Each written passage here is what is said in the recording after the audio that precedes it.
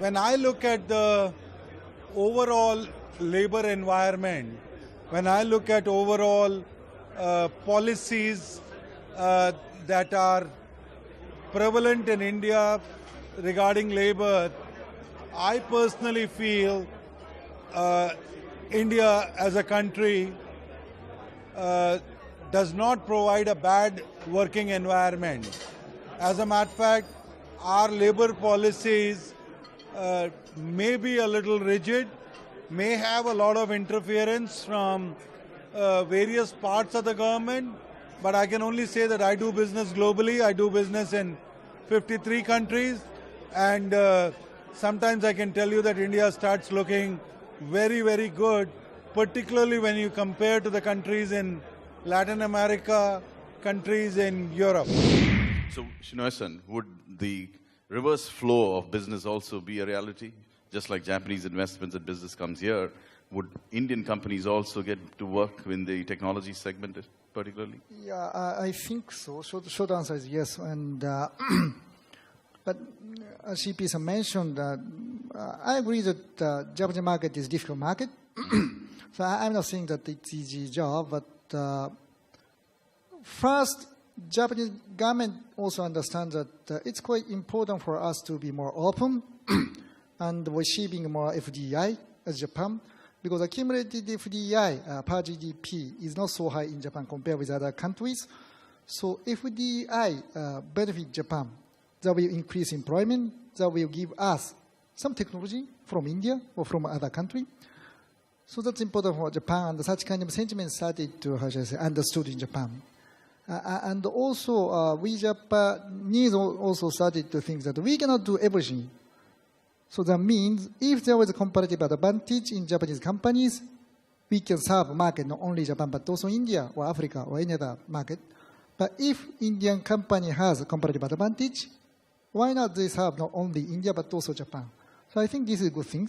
But as Shibe mentioned, because Japanese companies is a difficult market, so good collaboration can be very beneficial for both companies, I think. That's a good point here, CP. Sorry, Aditya. Just a related point I wanted to make to what CP said. You know, honestly, I think one of the things that we've seen developing well, and I think Nakashima-san mentioned this during his address or his presentation as well, is that India is now slowly becoming a base for many companies and also a lot of Japanese companies to become a source of export to other countries. Yeah. But what is critical for two-way trade is that India has a lot to offer, and we must have reciprocity on products and services that India could provide potentially, that it has successfully provided in other parts of the world. You know, for example, technology being one sector, where CP is coming from. I mean, there could be one day a policy, like it happens in defense exports, that you need an offset program, that if you're doing business here, you have to minimum offtake certain percentage from India. There's enough and more done in India by Japanese companies to demonstrate that they adapt, and they adapt well. They can focus on the cost piece, which, by the way, India happens to be the most trying country in terms of pricing in the world, and have demonstrated that they earn handsome profits despite the low pricing, so therefore they've been able to address it. On the other hand, there are certain sectors where Japan has been hesitant, defense being one, which CP mentioned. But clearly with the current environment between Japan and India, and the two prime ministers having spent so much time together, and the treaty that's been recently signed, I'm sure these new avenues will open up. I think my humble submission is to Japanese companies, be open-minded to us coming to you there as well. Which is equally critical. I can imagine business is always more important than attracting investments for enabling business for investors. So we also need to get some business. That's spirit is taken. But fundamental question: when Japanese or other investments come to India, somewhere there is a lurking fear. CP, you are on the board of Mahindra and you run General Motors. There is a lurking fear. Handling labor is a very tough proposition. Handling the archaic laws, number of inspections, number of Factory Act, number of obstacles of an undefinable nature is very, very tough. You know, they're not maybe big impact, but they're irritable. They're very, very nuisanceable, if I can say that. So, did you manage it better, or is the Indian company managing it better? Listen, I can only tell you from my perspective that, again, I run workforces globally, except that the workforces that I run globally are all white-collared. Now, Suresh, I promise you that dealing with a white-collared worker in most of the parts of the world, try dealing with them. And RGF is a global firm. You guys know it better. Try getting rid of one employee in Brazil. Try getting rid of one guy in Nordic countries. I mean, you're talking here about union militancy. One individual can make you lose your sleep. So I personally believe it is always a sensitive topic everywhere in the world.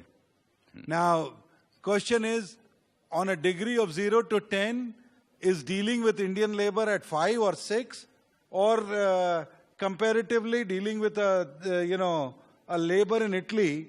I would say Italy is more difficult, because, I mean, again, the point I'm trying to make is that India has always been a challenging environment, and I'm not trying to say is that India is a country where the ease of doing business is very, very simple.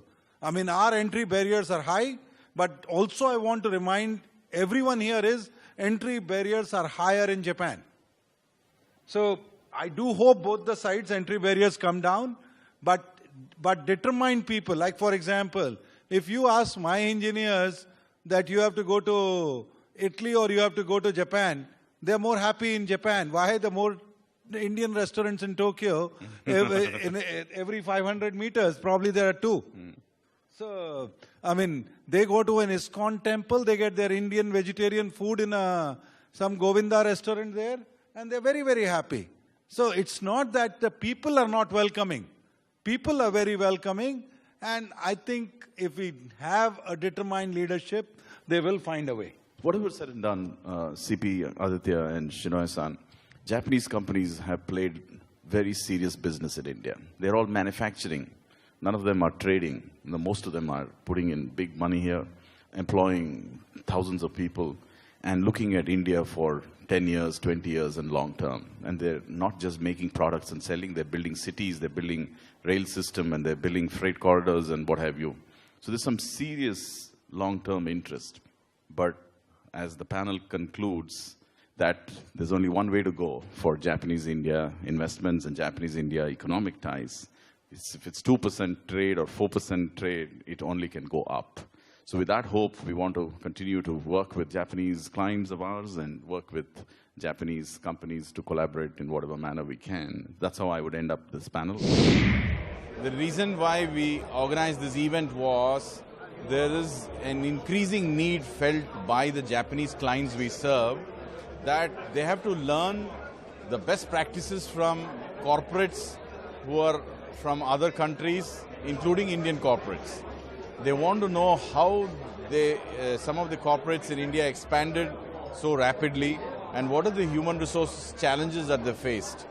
So that they kept on asking us over a number of interactions. So we said the best thing is to collect all of them and have a knowledge sharing forum. And one thing led to the other, and we also started including the new policies which are coming up in the area of managing labor, managing HR, and so on. So the purpose is really to bring the Japanese contingent of corporate which are working in India along with other nationalities. Well, I think the new government is talking about doing business with ease, is talking about maximum governance, minimum government, is talking about reforming regulatory framework so that investments could more easily materialize. So I think these are all value propositions that the new government is talking about, which are fundamentally different from the past. And they are talking about stable tax regime. So all of this would be music to those who are serious business players, both in India and those who are likely to be foreign investors into India.